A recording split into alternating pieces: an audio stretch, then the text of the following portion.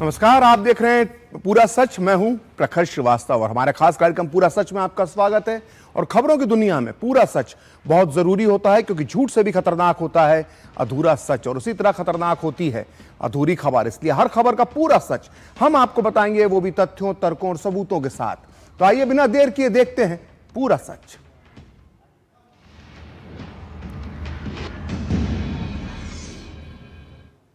तो अमेरिकी राष्ट्रपति डोनाल्ड ट्रंप एक बार फिर दुनिया को परेशान कर देने वाले बयान और अपने इरादों के साथ सुर्खियों में है। इस बार निशाने पर है ग्रीनलैंड।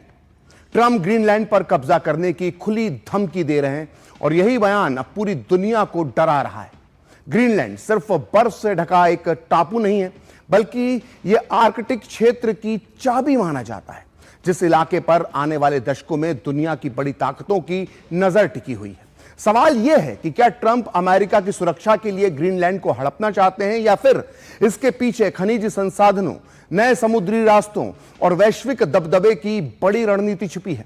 लेकिन बड़ा सवाल यह है कि क्या किसी ताकतवर देश को कमजोर देश पर कब्जा जमाने का अधिकार है तो होता है? क्या डेनमार्क और ग्रीनलैंड की जनता की मर्जी को नजरअंदाज किया जा सकता है?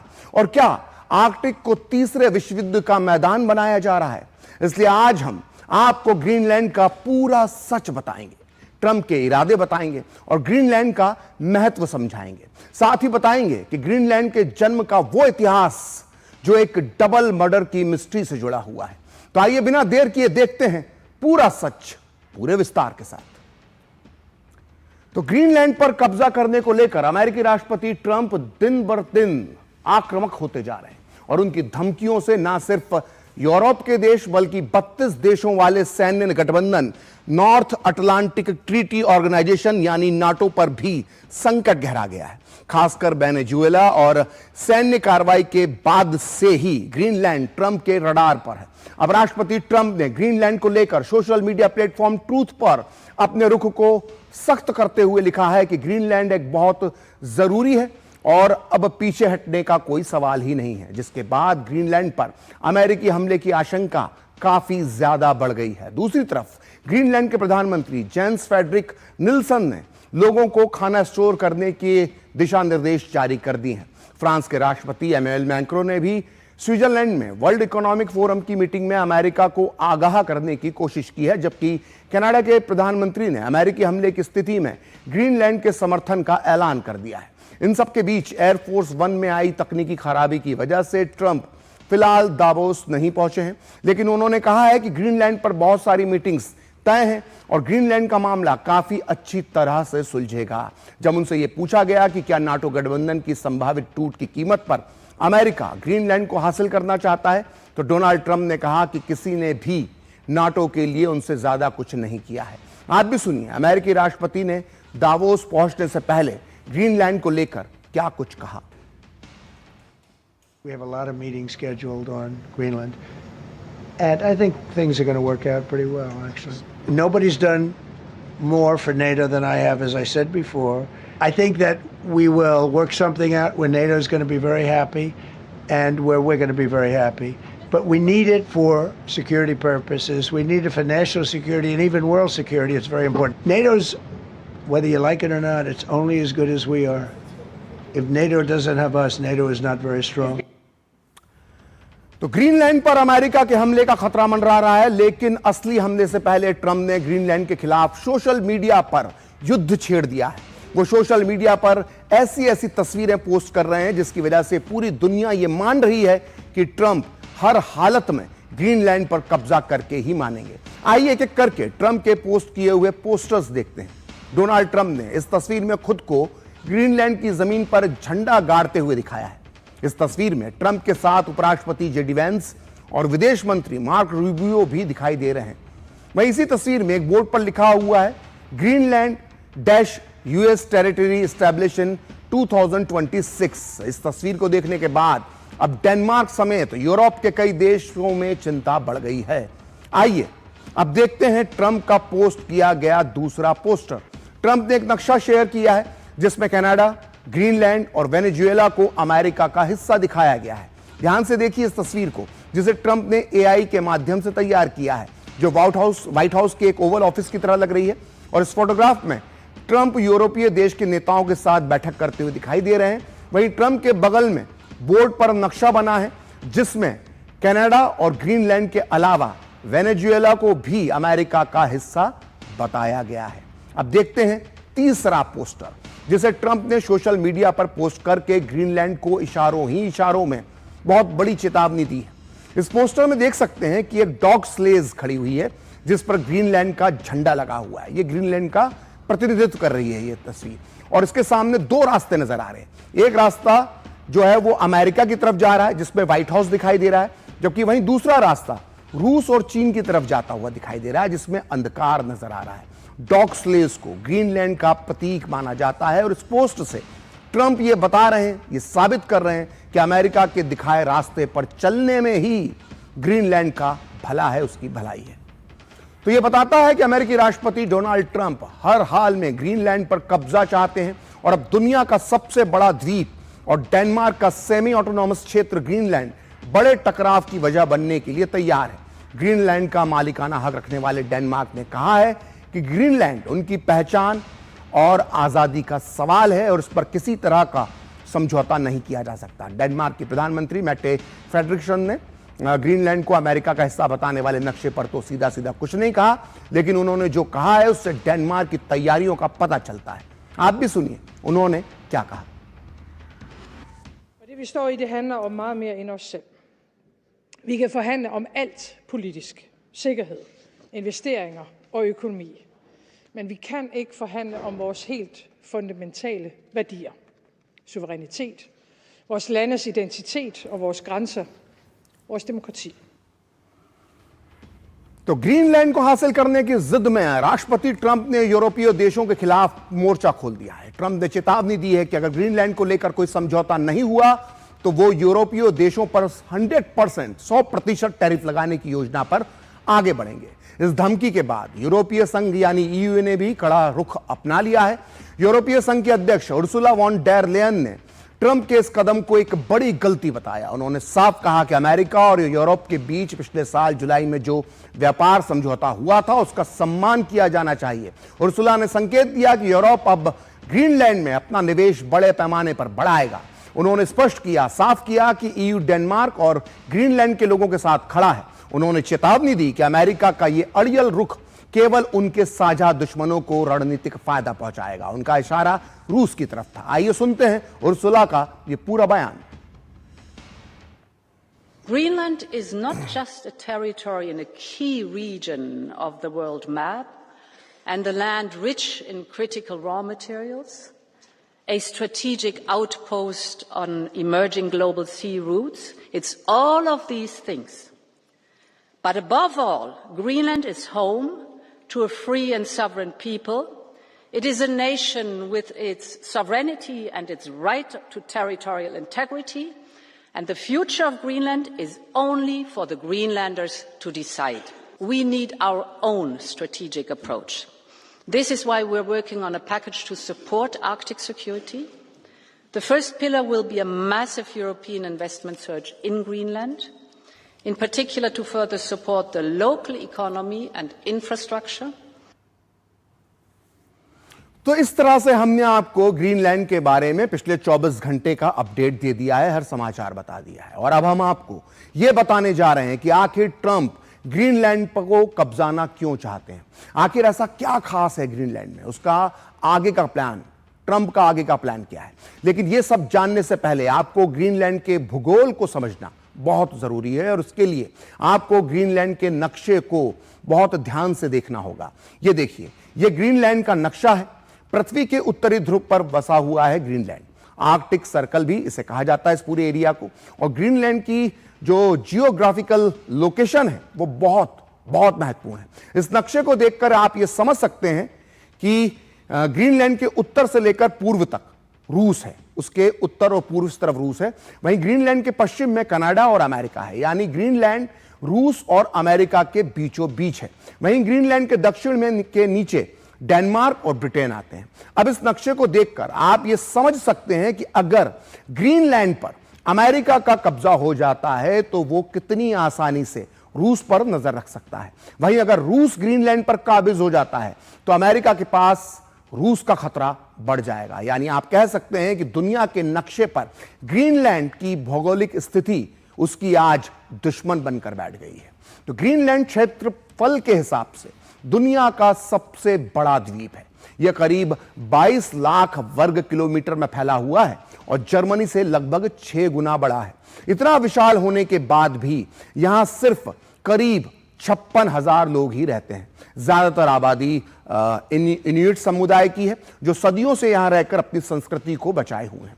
लेकिन ग्रीनलैंड को उसकी भौगोलिक स्थिति इससे बेहद खास बनाती है। जैसा कि हमने एक नक्शे के जरिए आपको अभी बताया था कि यह उत्तरी अमेरिका और रूस के बीचों बीच स्थित है, इसलिए रक्षा के लिहाज से यह इलाका बहुत बहुत अहम माना जाता है। इसी वजह से अमेरिका पहले से ही यहां एक अहम सैन्य ठिकाना संचालित करता है, जिसे पहले थुले एयरबेस कहा जाता था और अब इसे पिटोफिक स्पेस बेस के नाम से जाना जाता है।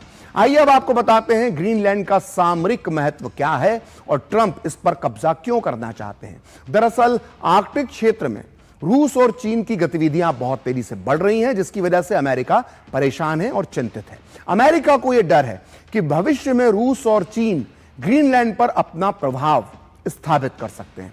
अगर ऐसा होता है तो रूस और चीन अमेरिका की सीमा के बहुत पास पहुंच जाएंगे, करीब पहुंच जाएंगे। इसलिए अमेरिका ग्रीनलैंड को अपनी राष्ट्रीय सुरक्षा की फ्रंट लाइन मानता है और वहां प्रभाव बढ़ाकर वो भविष्य के संभावित खतरों को पहले ही नष्ट कर देना चाहता है, रोक देना चाहता है। ग्रीनलैंड पर प्रभाव होने से अमेरिका इस इलाके में अपनी भू राजनीतिक पकड़ को मजबूत रखना चाहता है। ग्रीनलैंड पर कब्जा करके अमेरिका रूस और बाकी यूरोप के देशों पर भी कड़ी नजर रख सकेगा। और इतना ही नहीं, ग्रीनलैंड से अमेरिका पर होने वाली किसी भी संभावित रूसी मिसाइल हमले की आशंका को बहुत पहले आकलन उसका किया जा सकता है, उसे भांपा जा सकता है। तो ग्रीनलैंड पर इतना बड़ा इलाका है ये पूरा कि वो अकेले ही France, Britain, Spain, Italy, Germany जैसे देशों को मिलाकर भी उनसे काफी बड़ा है। अगर कभी अमेरिका ग्रीनलैंड को अपने कब्जे में ले लेता है तो यह उसके इतिहास का अब तक का सबसे बड़ा इलाका होगा। यह अलास्का और कैलिफोर्निया जैसे बड़े अमेरिकी राज्यों से भी ज्यादा इलाका रखता है।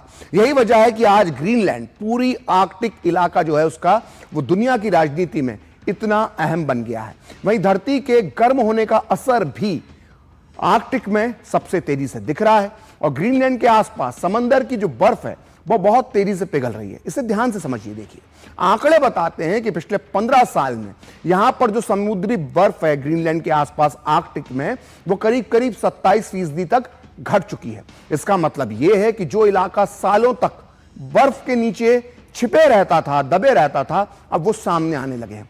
ऐसा लग रहा है कि जैसे दुनिया के नक्शे पर अचानक एक नया इलाका उभर कर सामने आ गया हो और इसी नए खुले इलाके पर पकड़ बनाए रखने के लिए अब दुनिया के बड़े बड़े देशों के बीच होड़ मच गई है, कंपटीशन चल रहा है। ग्लोबल वार्मिंग की वजह से आर्कटिक में ऐसे नए समुद्री रास्ते अब बन रहे हैं जिनका इस्तेमाल अब बड़े व्यापारिक जहाज भी कर सकते हैं। इन रास्तों से एशिया, यूरोप, अमेरिका के बीच सफर बहुत छोटा और सस्ता किफायती हो जाएगा। बर्फ के पिघलने से आर्कटिक का समंदर अब पहले के मुकाबले ज्यादा समय तक खुला रहने लगा है। पहले यहां इतनी मोटी मोटी बर्फ की चादरें जमी रहती थी कि आम जो जहाज होते हैं, जो सिंपल जहाज होते हैं, यहां से गुजर ही नहीं सकते थे, नामुमकिन था। उस वक्त सिर्फ खास आई ब्रेकर जहाज जो आइस को तोड़ते हुए जाते हैं वो ही इन इलाकों तक पहुंच पाते थे। लेकिन अब हालात बदल रहे हैं और सामान्य व्यापारिक जहाज भी इन रास्तों से अब गुजरने लगे हैं। इन नए रास्तों में सबसे अहम माना जा रहा है नॉर्दर्न सी रूट, यानी उत्तरी समुद्री मार्ग। यह रास्ता रूस के आर्कटिक तट से के साथ साथ चलता है, पैरेलल चलता है और यूरोप को एशिया से जोड़ता है। इस रास्ते से जहाजों की दूरी काफी कम हो जाती है, जिसमें समय और ईंधन दोनों की बचत होती है। यही वजह है कि यह रास्ता तेजी से लोकप्रिय हो रहा है। पिछले साल इस्तांबुल ब्रिज नाम का एक कंटेनर जहाज था जो चीन से ब्रिटेन तक नॉर्दर्न सी रूट से करीब सिर्फ 20 दिनों में ही पहुंच गया। आम रास्तों से यही सफर बहुत ज्यादा वक्त लेता है। इसी तरह 2024 में रूस और अमेरिका के बीच मौजूद बेरिंग स्ट्रेट से 665 जहाज गुजरे।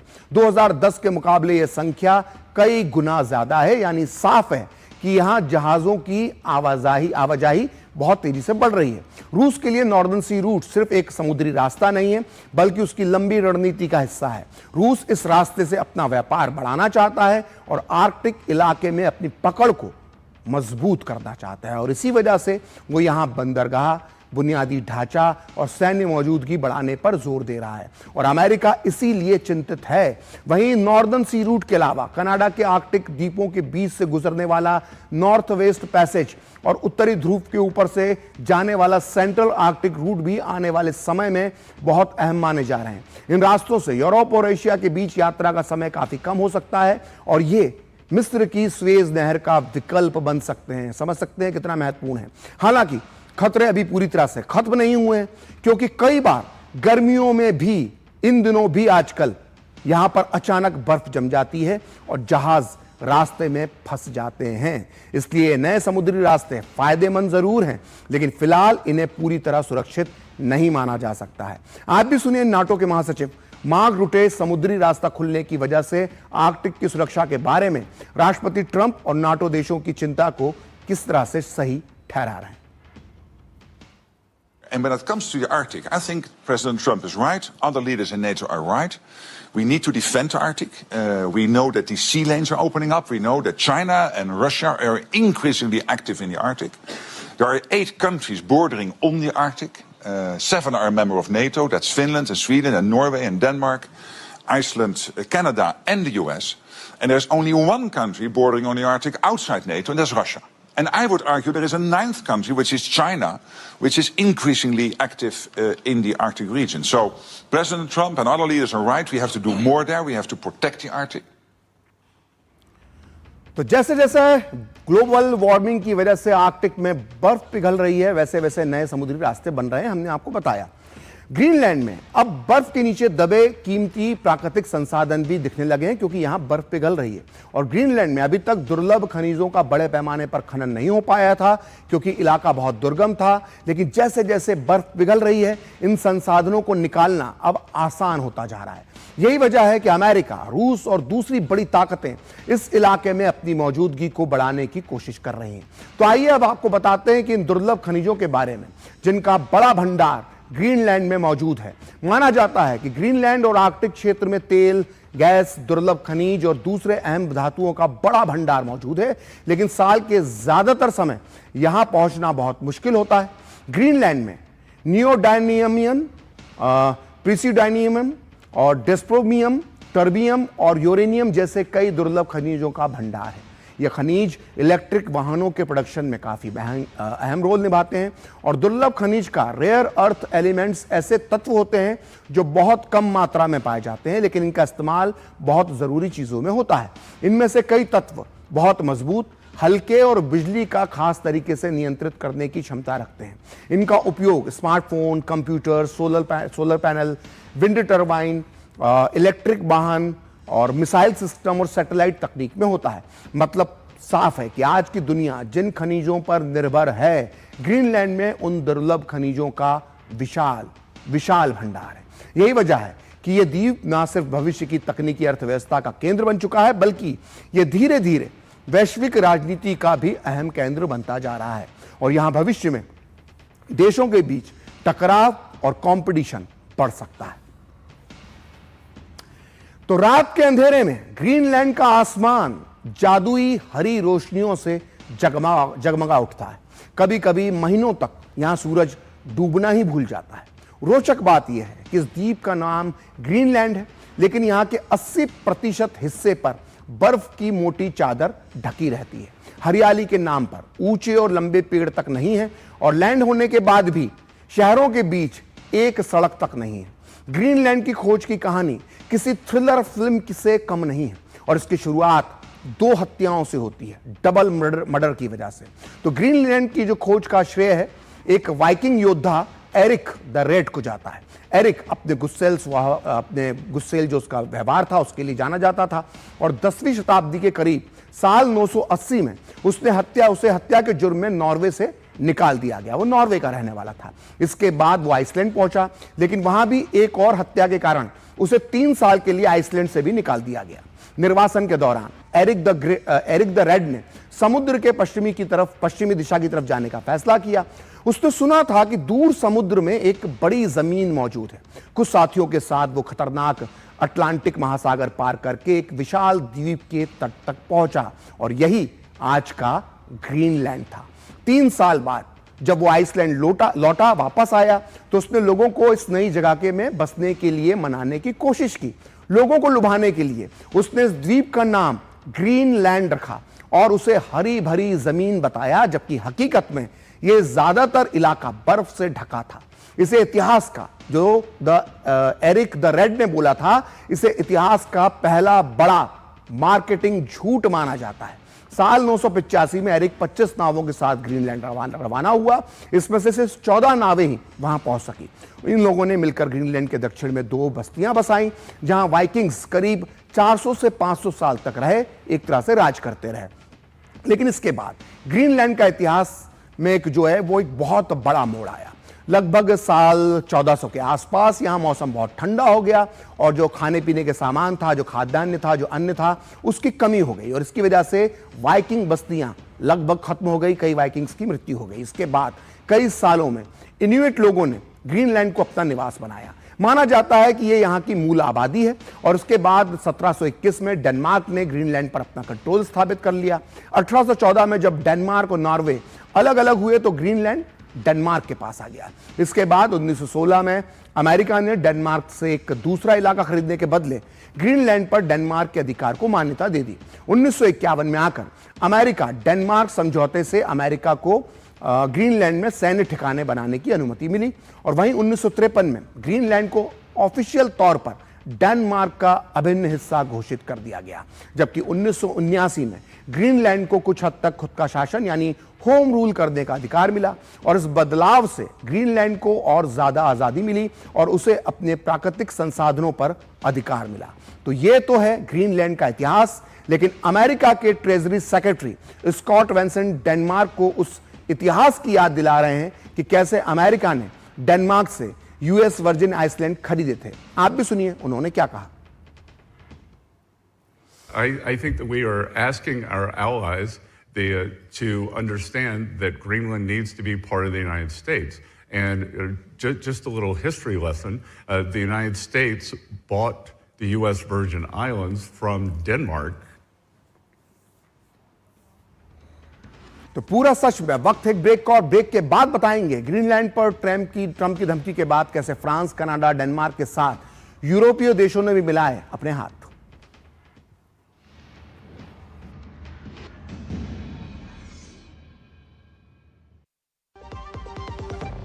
सब तो आ गए, रो क्यों रही है? सब तो आ गए, लेकिन स्वाद नहीं आया।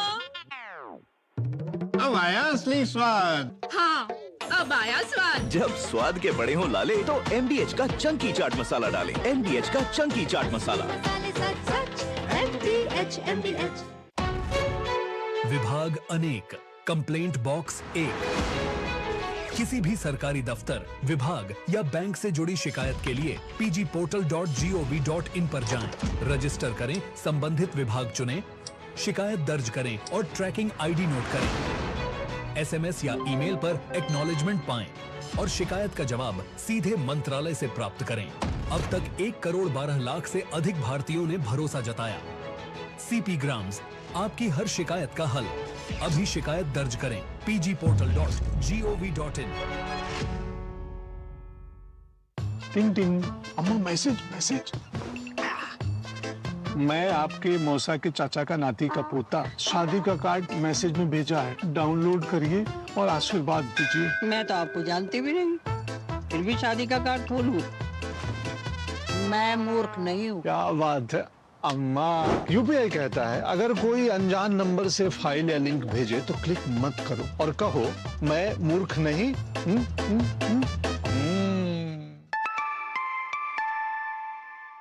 जाइए आप भी किसी का टेस्ट लीजिए। अरे आराम से आओ। अच्छा सुनो, लड़की हुई ना तो नाम हम रखेंगे। अरे चलो तुम देख के चलाओ ना, क्या कर रहे हो तुम? अरे हम क्या करें, 7वें महीने में तुमको दीदी के यहाँ छोड़ आएंगे, डिलीवरी वहीं होगी, बेटा पहला बच्चा घर ही में होता तो? अम्मा पक्की सड़क तो है नहीं यहाँ, एम्बुलेंस भला कैसे आएगी बताओ? हमारे समय भी सड़क नहीं थी, बच्चे घर पर होते थे। आज भी पक्की सड़क नहीं है, पता नहीं कब बनेगी सड़क। कल सुबह चलना है दीदी के घर। अब तो मुझे कहीं नहीं जाना। अब क्या बात हो गई? अरे सड़क बन गई है, गांव से सीधा अस्पताल। अच्छा सड़क ये दोस्त है, आराम से। सड़क ये दोस्त है मेरी।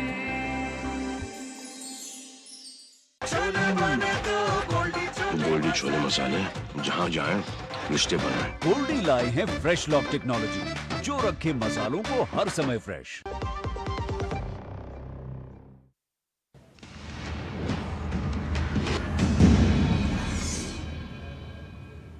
तो ब्रेक के बाद पूरा सच में आपका फिर से स्वागत है। और अमेरिकी राष्ट्रपति ट्रंप ने ग्रीनलैंड पर उनके जो बयान आए हैं उनके बाद वैश्विक राजनीति जो है वो गर्मा गई है। दावोस में फ्रांस और कनाडा ने मिडिल पावर देशों से एकजुट होने की अपील की है। नेताओं ने कहा कि महाशक्तियों का दबाव दुनिया को खतरनाक मोड़ पर ले जा रहा है और ऐसी दुनिया खतरनाक होती है जहां ताकतवर देश अपनी मनमर्जी करें। ग्रीनलैंड को लेकर फ्रांस के राष्ट्रपति मैक्रों और ने कहा है कि फ्रांस और यूरोप संप्रभुता और संयुक्त राष्ट्र चार्टर के साथ वो मजबूती से खड़े हैं। उन्होंने ये भी कहा कि फ्रांस और डेनमार्क ग्रीनलैंड में साझा सैन्य अभ्यास करेंगे। हालांकि ये किसी को धमकाने के लिए नहीं है बल्कि सहयोग के लिए होगा। कनाडा के प्रधानमंत्री मार्क कार्नी ने ग्रीनलैंड पर कब्जा करने के ट्रंप के दावों पर कहा कि कनाडा ग्रीनलैंड के पीछे मजबूती से खड़ा है। वहीं लुथानिया के ने आर्कटिक क्षेत्र और उत्तरी अटलांटिक क्षेत्र की सुरक्षा के लिए साझा जिम्मेदारी पर सहमति बनाने की जरूरत पर जोर दिया है। तो आज पूरा सच में इतना ही। कल फिर होगी आपसे मुलाकात अपने इस खास कार्यक्रम पूरा सच में किसी और सियासी मुद्दे की पड़ताल के साथ। तो मुझे और मेरी पूरी टीम को दीजिए अनुमति। नमस्कार।